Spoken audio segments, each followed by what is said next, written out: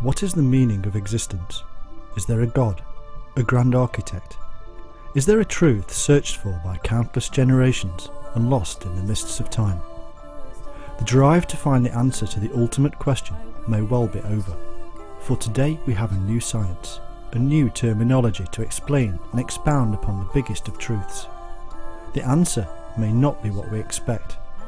It may not be the God we have been led to believe in, but it may very well answer some of the most profound questions man has ever asked.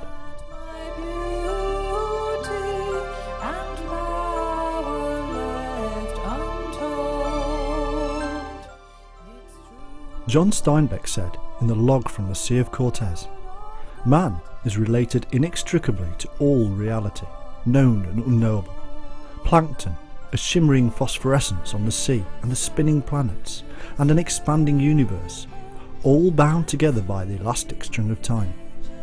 It is advisable to look from the tide pool to the stars, and then back to the tide pool again."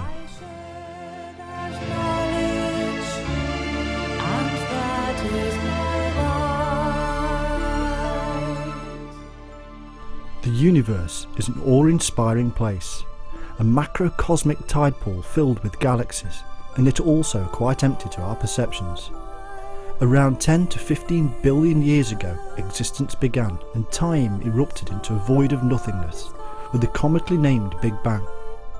The term was in fact given by Fred Hoyle, the infamous astronomer, who paradoxically believed in a totally different concept he called the steady-state theory, whereby the universe gradually emerges, rather than in one incredible explosion.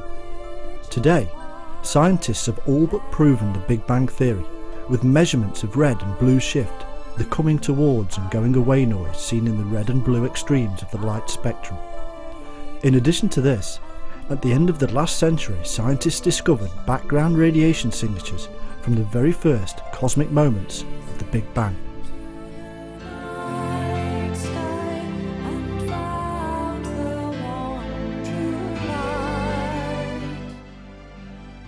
In these early moments of a new existence, the mathematical equations of all things were being worked out from the initial chaos. Mathematical laws underpin the fabric of the universe, not just atoms, but people, stars and galaxies. Inside every atom, there are beautiful mathematical forces binding them together, and these bind everything else: our skin, the land, the planets, and gravity itself.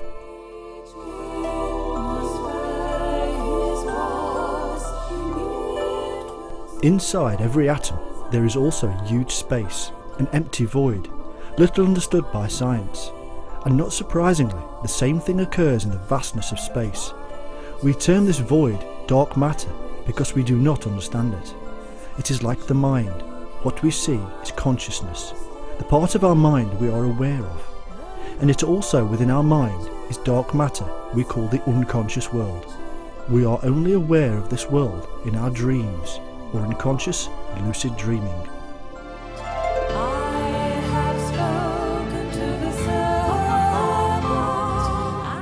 The average concentration of atoms in the universe is 0.2 atoms per cubic metre. This is what we see, 4% of what is actually in existence. In fact, most of the material in the universe emits no light, no infrared heat, no radio waves, or any other kind of radiation, and so it is consequently almost impossible to detect. We have to dream of its existence. We have to infer its properties from what we know. How true this is of our own unconscious self, and if consciousness is but 4% of our mind that we can see, then how much more is there to know?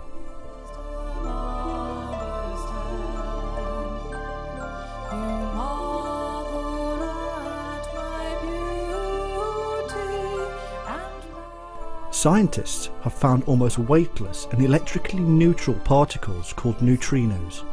These are exotic particles that go right through the Earth itself. In truth, they are like neurons firing in our brains, the thought particles. But incredibly, just as the neutrino is electrically neutral, we too have to be in a neutral state to understand and access our unconscious world. We have to be neither awake nor asleep. If a correlation were drawn between ourselves and the greater universe, then the galaxies of light would be the conscious world, and dark matter would be the unconscious. We are in a remarkable likeness to the universe, to what some would call God.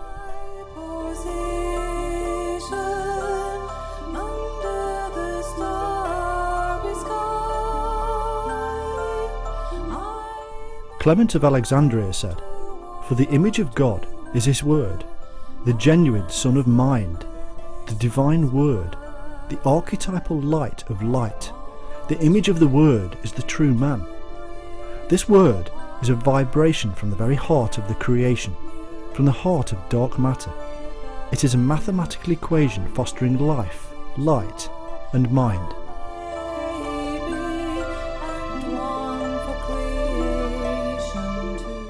And, as we shall see, the form of the crystal, configured just like that of the universe, and indeed our own mind, is also mainly empty space. It is in this space that scientists store and harness vast amounts of information, in the dark matter of the crystal. St. Augustine said, "The universe was brought into being in a less than fully formed state, but there is more to the tale to transform itself from unformed matter into a truly marvellous array of structure and life forms." That gifting spoken of by St. Augustine is now known by scientists as a mathematical equation, but this does not reveal a purpose, a why. Instead, it only reveals how it was formed. The answer to why may well be found within the mind of what can only be called God.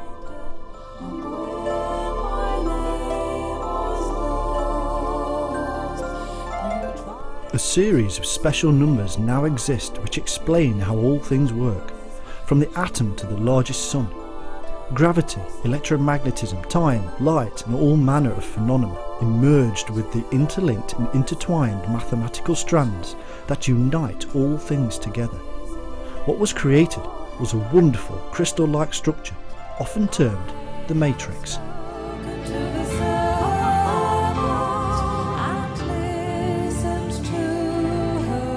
Max Planck said, "We must assume behind this force the existence of a conscious and intelligent mind. This mind is the matrix of all matter."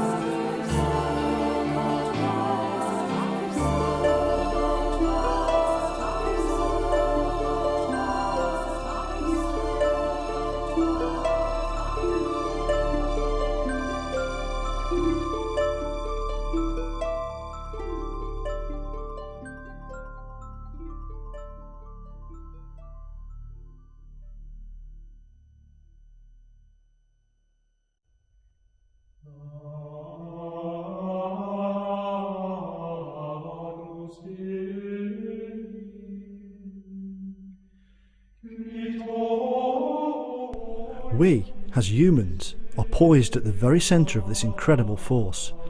It would take as many humans to make up the mass of the Sun as there are atoms within each one of us. The Sun is 1 billion metres in diameter, and a molecule is 1 billionth of a metre. We are perfectly situated in between. This is perfection in a mathematically balanced nature, and yet we are unaware of our special position. Our size and our position in the solar system is crucial for life to exist as it does. It is the nature of number that allows this wonder. An equation first stimuli such as touch, and according to Max Planck, mind of the Big Bang.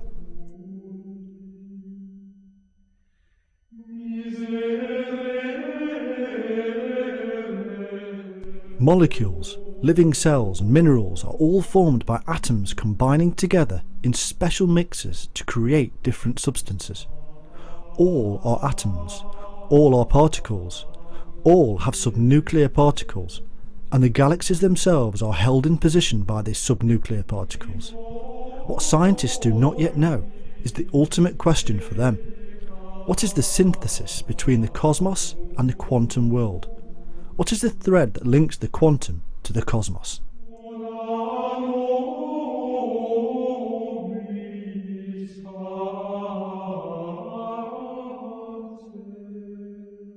It is because of division in language and perception that this answer cannot be found. But we will discover this secret wave-like thread and find that if we pull upon it, we shall unravel the mysteries of the universe.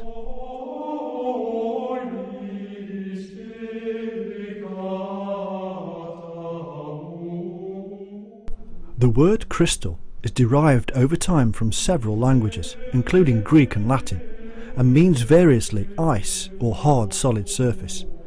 The word itself does not sum up the beautiful nature of the structure of the crystal, nor the vast untapped depths of its inner spaces, the void within. And yet within the mathematical equations and the wonder of the crystalline form can be found great depth. The universe is often said to be of crystalline form, a series of strings and lattices, a matrix of creation of platonic forms built one upon the other, from the very particle in the atom to the solar system within the galaxy, from the vast universe and down to the formations of galaxies, and even further down to our very own DNA. The forms and structures of the crystal can be found.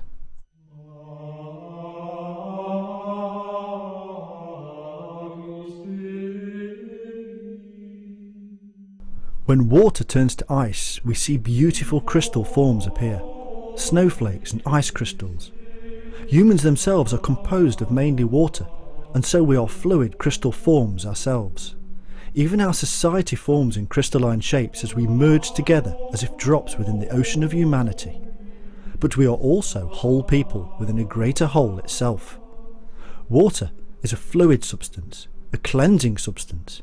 It has been seen across time as a sacred domain, a world linked inextricably to the unconscious self. It mirrors the vibrations of the world and even the solar and lunar system around it. The molecular structure of water is even actually affected by crystals.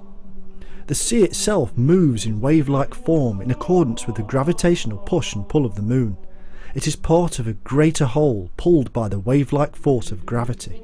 If the seas and oceans are affected in this way, then we too are part of the greater whole, and we too are affected by the same influences. These influences come in the form of waves, whether gravity, energy or light, whether from the universe, our earth, or even crystals.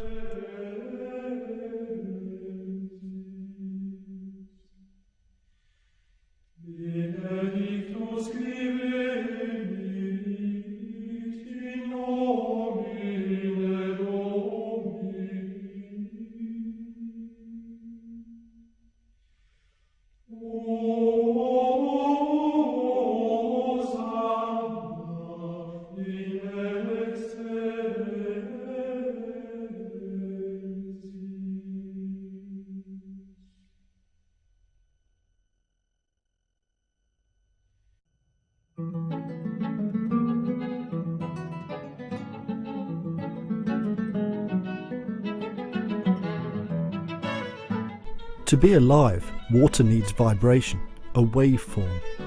All life needs a waveform, the energy spark created at the very beginning. Existence is in fact a vibration, like a word spoken and given life. In the beginning was the Word, and the Word was with God, and the Word was God. Genesis. Dr. Masaru Emoto is now infamous for having taken a range of remarkable photographs of water crystals forming and showing how human emotions actually affected the beauty of the formation. The question is, how is this possible? Emoto puts this down to the waveform, vibration from our own thoughts.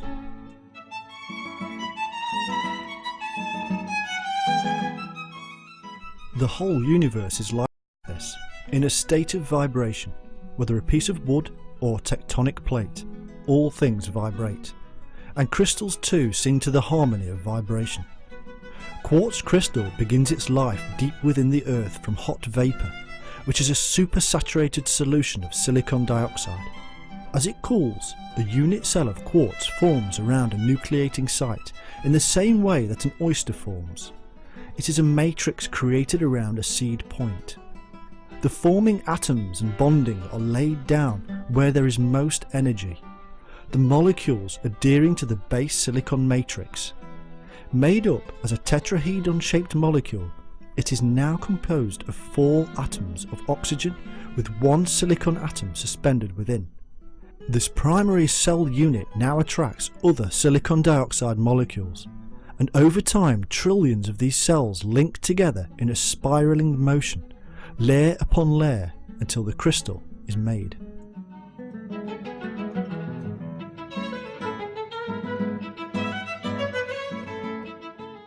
The crystal is a known quantum converter that is able to transmit energy in a magnified state, and this energy can easily be absorbed or received by biological matter, such as the human body.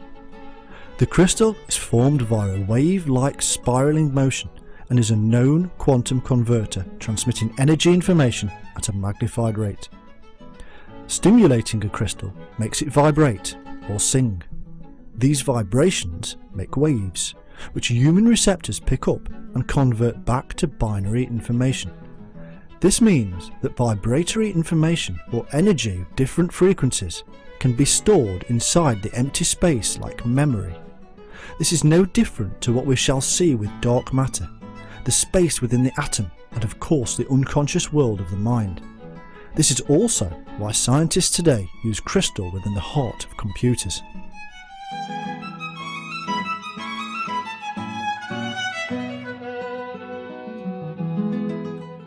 These crystals do much more though.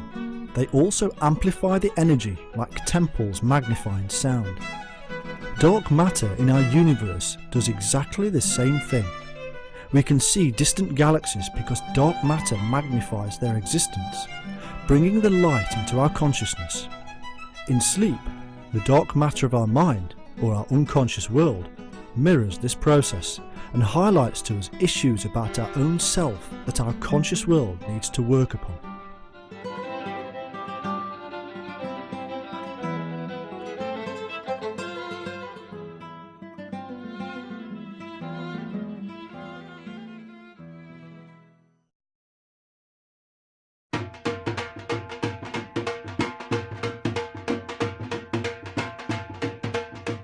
Crystals and their prism structures can be found at every level of existence, from the S-matrix of the subatomic domain to the nature of molecules, from crystal-like gravity fields and even magnetism. The crystal structure is all permeating. By moving crystals, applying pressure or other stimuli such as touch, they can be forced to offer up their inhaled information energy, such as that of the holographic universe or matrix to which all things are connected, including the wave particles within the crystal. The same is true also of our unconscious world, which reacts according to psychological stimuli. Is this also true of the dark matter of the universe itself? Can we stimulate the mind of the universe to offer up its innermost secrets?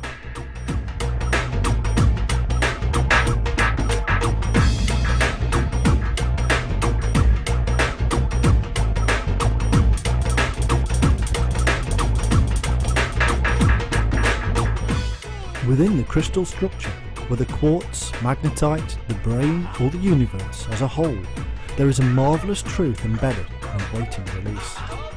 Our ancestors built around the globe a huge array of sacred temples and monuments. Many of these encompass the archetypal forms seen in nature. Others mirror the pattern and movements of the planets. Others still are the great axis mundi, the gateway to heaven or illumination. However, in a lot of these locations, we also find the use of granite, which is mostly quartz crystal. The King's Chamber in the Great Pyramid, for instance, is encased in granite, and Jacob's ladder to the 7 levels of heaven was only envisaged once Jacob laid his head upon upon a granite stone slab.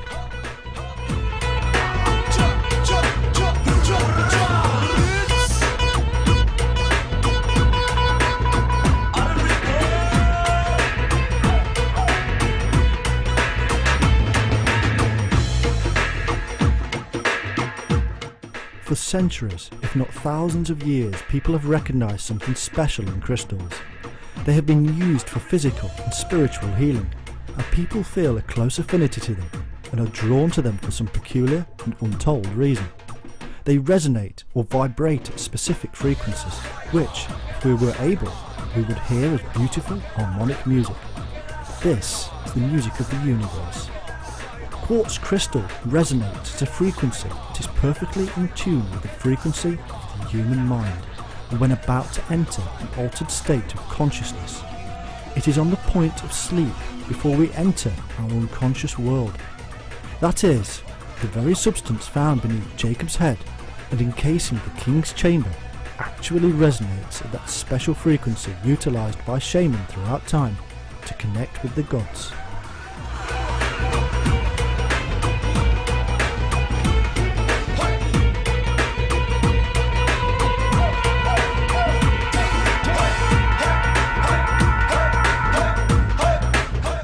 The world of the unconscious is the world not closed to the nature of the cosmos as our conscious mind often is. The unconscious world is free to think, not cluttered by the world we have created. But there is more to the tale, for along with every wave or resonance, there is the particle. The wave and particle are not divided, only we do this. They are instead the wave particle, united as one. But what is a particle? It is the messenger carried along the energy wave. Light particles travel to our eyes along light waves, and in the same way thought particles travel along thought waves within our mind. This is the world of quantum physics, the world of the subatomic. Everything is made of atoms, and within every atom are particles, messengers carrying information via resonance. It is like a mini world of mandalas.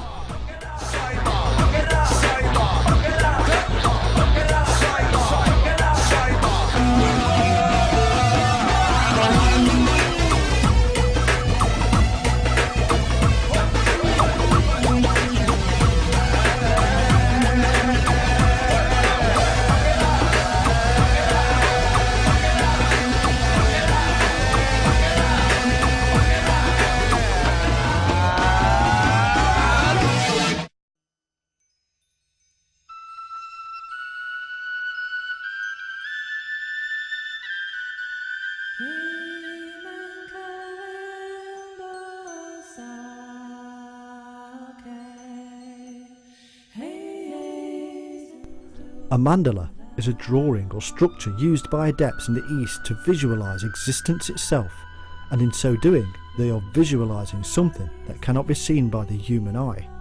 Instead, they are utilizing the third eye, the intuitive state which works best when the mind resonates at the same frequencies as quartz crystal and indeed the earth itself. This is the point of connection between man and nature, our true state of knowing.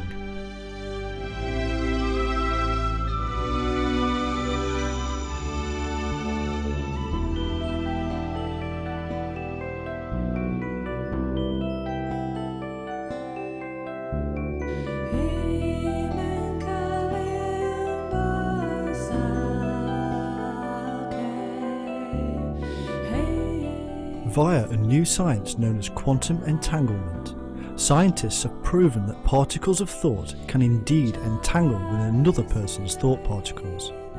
This was much more effective when two participating individuals were emotionally attached, and less effective when they did not know each other. This is a kind of extrasensory perception, and it is a natural state that we have forgotten how to use or hear, at least forgotten in our conscious realm. The world is full of too many perception-grabbing things, clutter for the conscious mind, that we no longer even realise that there is indeed more depth to our state of being. By following what our alchemical and Gnostic friends of the past told us, we can reduce this clutter and burn it off, thus revealing a world below that has long since been forgotten.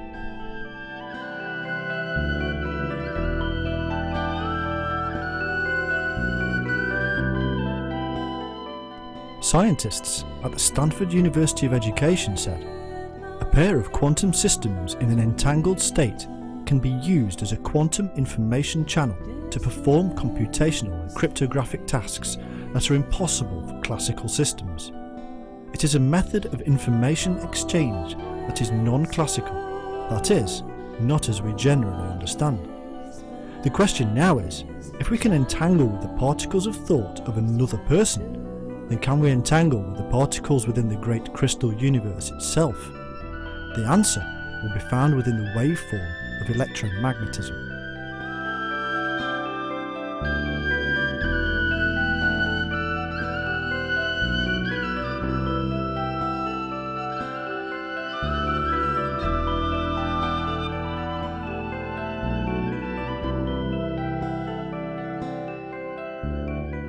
Man has always revered birds, from the shaman flying in a trance state across the land to the artist's depiction of winged angels. Something has always attracted us to these creatures. Maybe it is the way they can just take flight and disappear. Maybe it is a shared understanding of travel and migration which speaks to our nomadic hearts. The bird is basically reptilian and therefore lacks a mammalian cortex and midbrain. Their migratory instinct comes from the cerebellum or old brain, the same part of the human brain which governs our instinctive and spiritual element.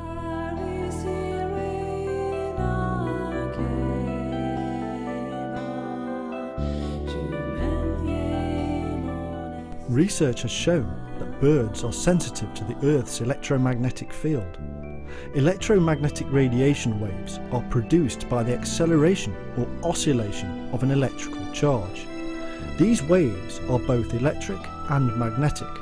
The frequency of the waves can range from high to low.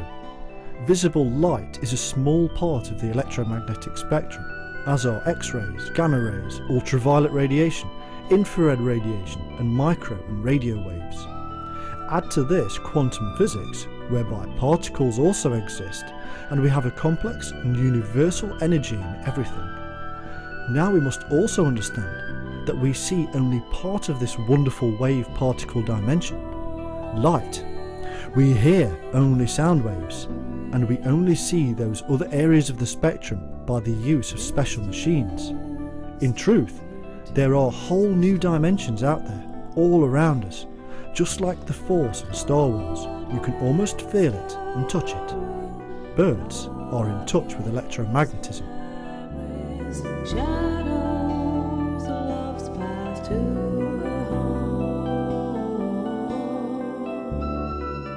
A homing pigeon that was blinded by frosted glass contact lenses and taken 1,000 kilometres away from home made the return journey without error.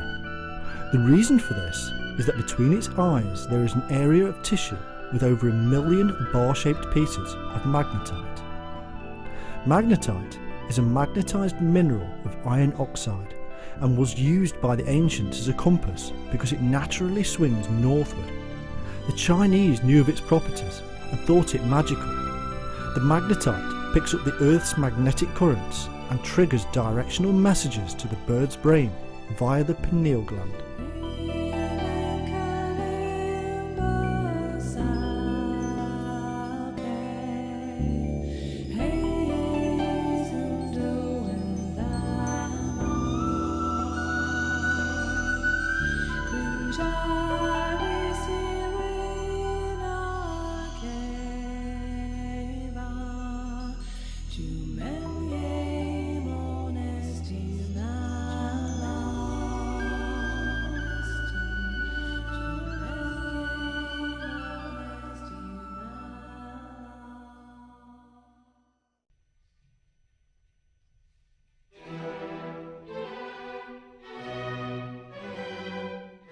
In 1970, Dr. Robin Baker of Manchester University experimented on humans to discover whether this was the case.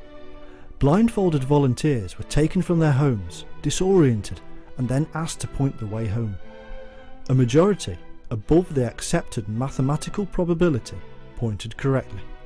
When, in later tests, bars of magnets and brass were attached to the volunteers' heads, only the ones wearing brass could point their way home. The magnet had affected their ability to see the way.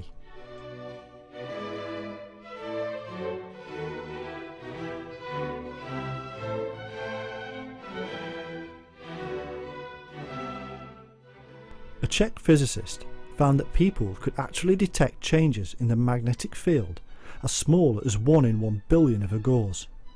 A typical child's magnet is 1,000 gauze. If, in our ancient past, we actually did have this directional compass within us, would it be possible to get it back? The answer, of course, is yes. We just need to clear some clutter first.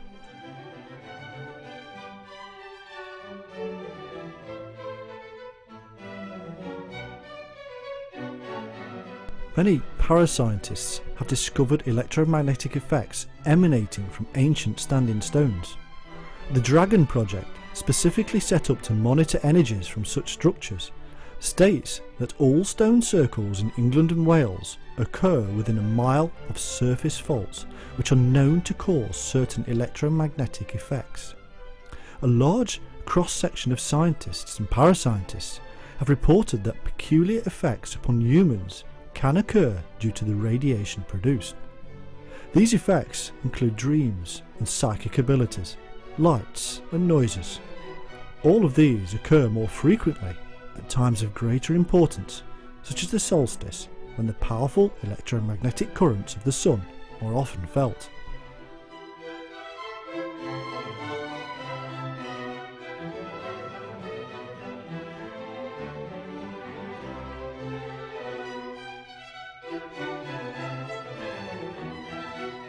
Strangely, scientific experiments have shown that blocking the area of the pineal gland within the brain actually reduces man's ability to see the way home, as well as his perceived psychic abilities. This is the same location as a bird's magnetite.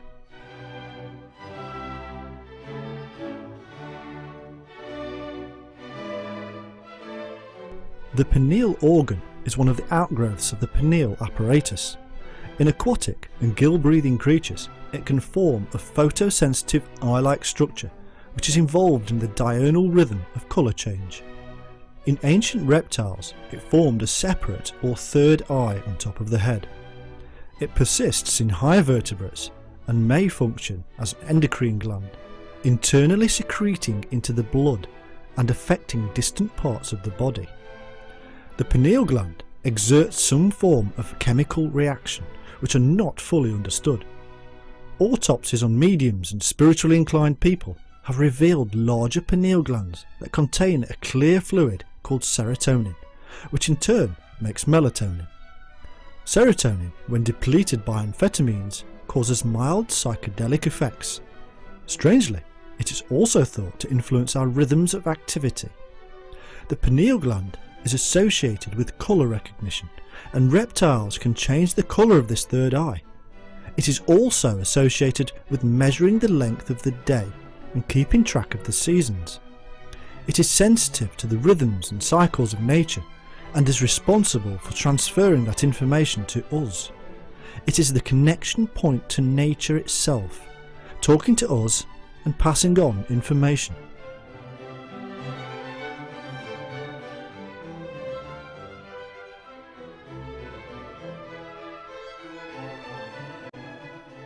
Hindu tradition claims this area to be the centre of the 6th chakra, the centre of man's spirituality and psychic abilities.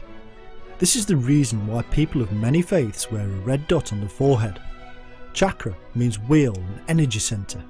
The initiated are trained to perceive chakra as whirls of altering colours. In ancient Kabbalistic theology, the Ketha or crown is over the head and therefore relates to the pineal gland. The Ketha is the crown of pure brilliance or shining one. It is the point where all life's energies are perceived as springing from the Godhead.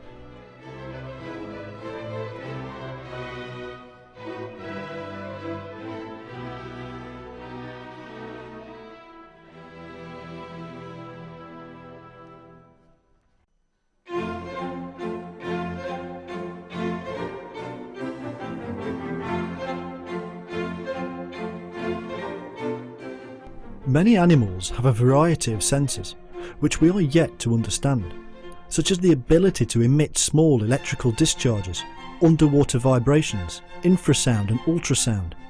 Some birds can detect polarized light, which helps them to see the fingerprint of their prey as it leaves a pattern across the ground.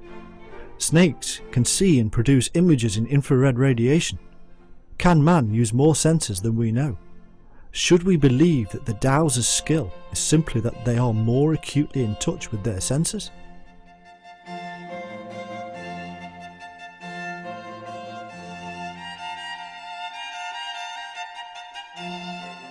The term "to be mesmerised" comes from the Austrian physician Franz Anton Mesmer, who believed that the human nervous system was magnetised.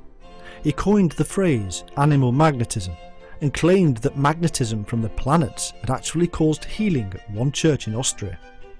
He developed a therapeutic regime which incorporated iron magnets, magnetite and the laying on of hands. Mesmer built up a large following, many of whom claimed to have been healed by his animal magnetism. The modern day term for mesmerism is hypnotism, and it is at this point, the hypnotic state, that our mind resonates at that special quartz frequency.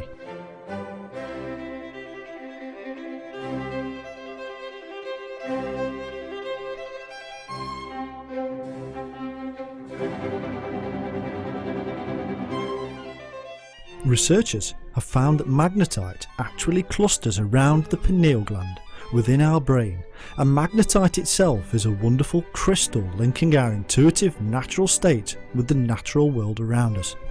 Our consciousness has divided us from the true abilities of our own mind. So, through the electromagnetic connection within our mind, via the magnetite and pineal system, we can actually intuitively understand directional information.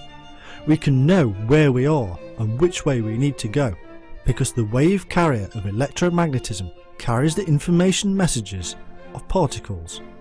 But our ancestors also told us that we can understand much more, that we can be one with the Word, with God.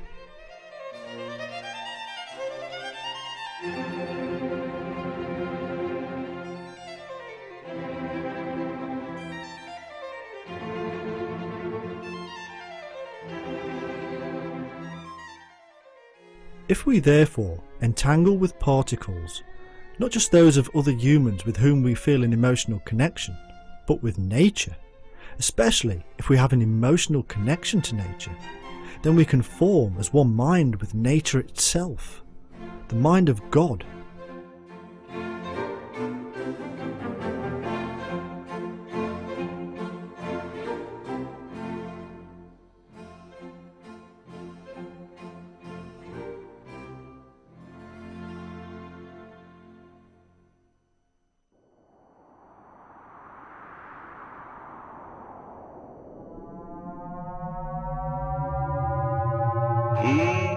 A good friend and best-selling author Hamish Miller is a world-renowned dowser. Using rods or a pendulum, Hamish and others can detect the subtle electromagnetic energy flow of the Earth and pinpoint the patterns for us all to see. He brings the unseen world into view. I've often seen Hamish perform this task, sometimes with a few people and sometimes with hundreds. He begins by dowsing the landscape and revealing the patterns of energy flow upon the ground. Then he asks all those present to send a message to the Earth, to tell the Earth and the great universe that we know it is there and that we respect it. Hamish then dowses again and reveals a more intricate and gradually more beautiful pattern. What Hamish is doing is what Masaru Emoto does with ice crystals. He is revealing our connection to the universe, a previously unseen connection in waveform pattern. This connection of waveform is passing particles of thought information from one to the other, from us to the Earth and back again. We are communicating with nature in a very real and very quantum way.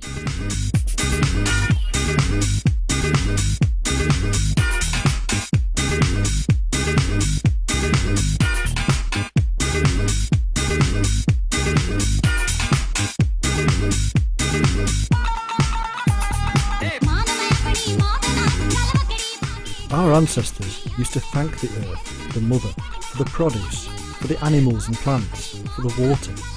He used to thank the solar god in the sky for the light and the heat.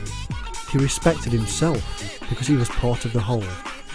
Today, we disrespect nature and rape her without thanks and without thought. What message are we sending to ourselves?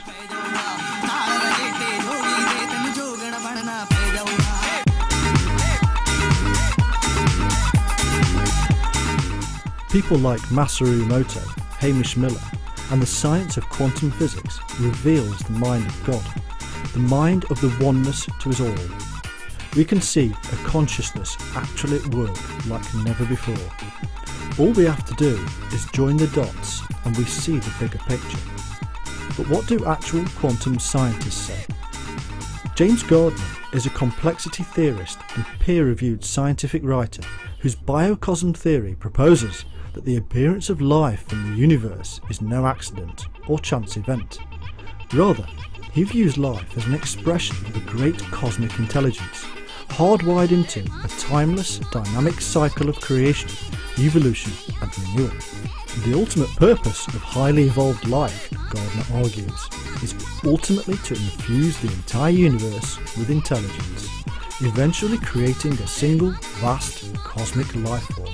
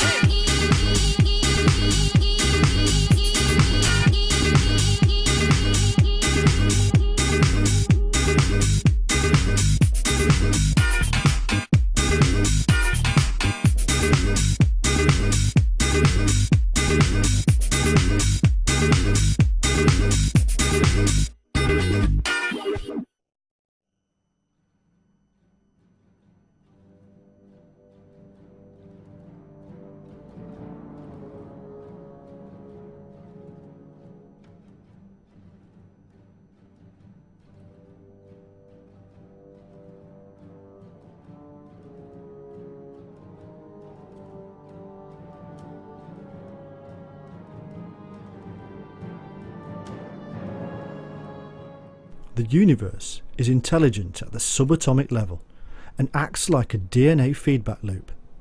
DNA sends out purposeful signals in order to grow, then it stops and waits for a signal to come back before proceeding. In this way, life is formed in perfect continuity with its surroundings and according to an incredible mathematically complex design. The universe seems to be doing exactly the same thing at the subatomic and quantum level.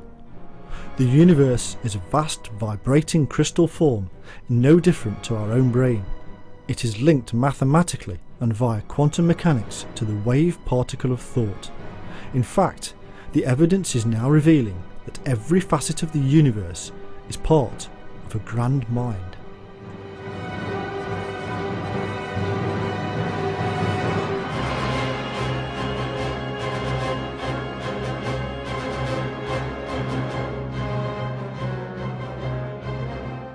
Our problem is that we have divided nature into compartments and no longer see the whole.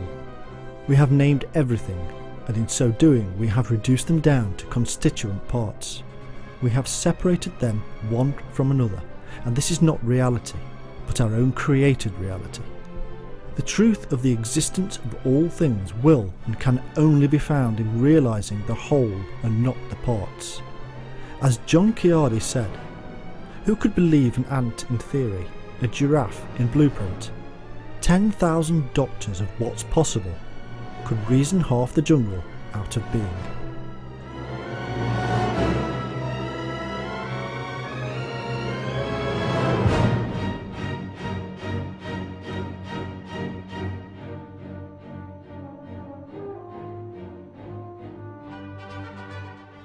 Sir Isaac Newton used a crystal to separate light into the spectrum.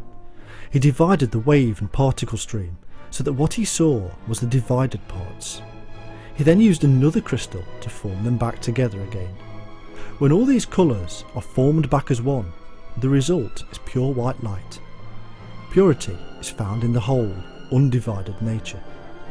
Nature, without the supposed conscious self-awareness of man and his inherent free will, does not name and divide.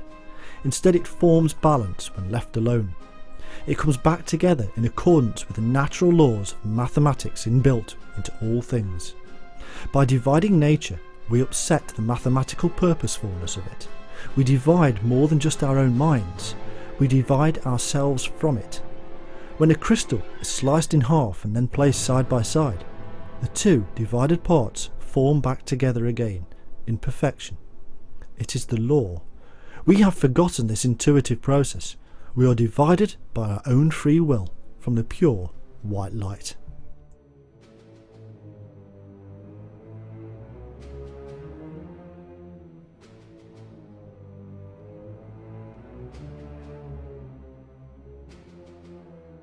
But there is a deeper concept here, and one that reveals the mind of the grand architect himself. Quantum physics states that when we observe a particle, we can cause an effect by our own free will. Mathematical equations suggest to us that what the majority of particles will do, but every now and then, one or another particle will decide to do something different. This is a kind of chaos theory, as if by naming it we can understand it. The truth is that scientists do not understand the complexity of it all. In the same way, we can mathematically predict what a group of humans will do, but every now and then one of them will do something different, because of its free will and own complexities. How is it that we can say the free will of the human is the explanation for this mathematical conundrum, and yet accuse the particle of chaos?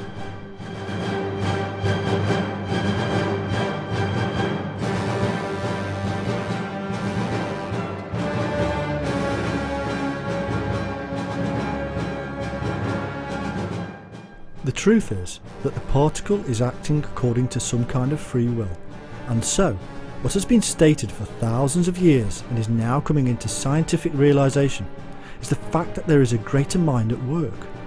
That mind is seen in the glorious mathematics derived from the early stages of the Big Bang itself, and so that mind is the mind of the Creator. It is ultimate free will.